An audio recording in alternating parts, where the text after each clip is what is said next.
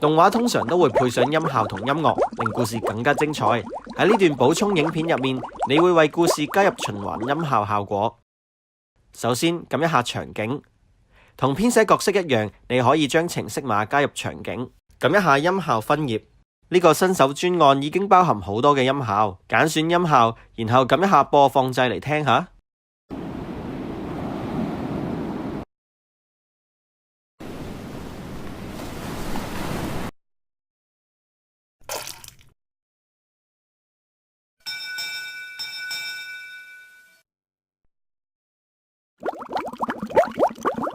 如果要探索 Scratch 入面嘅其他音效，請撳一下從資料庫中選擇音效呢個掣，然後撳一下確定嚟揀一個音效。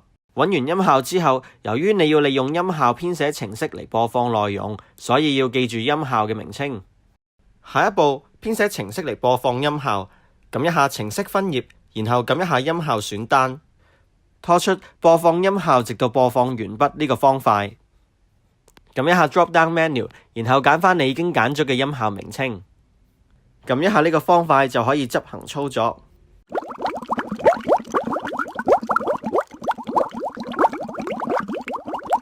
做得好啊！如果要重複播放音效或者循環播放，請加入 Forever Block。如果要喺故仔一開始就播放音效，請加入 When Flag Clicked 方塊。撳一下支旗嚟測試下。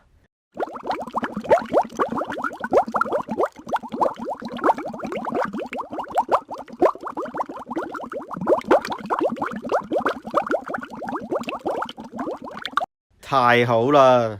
如果系統冇正確播放音效，請檢查你係咪揀咗播放音效直到播放完畢方塊，而唔係播放音效方塊。而家輪到你啦，撳一下場景，然後撳一下音效分頁，再揀音效。使用播放音效直到播放完畢方塊，同埋 Forever Loop 加上 When Flag Clicked 方塊嚟播放音效。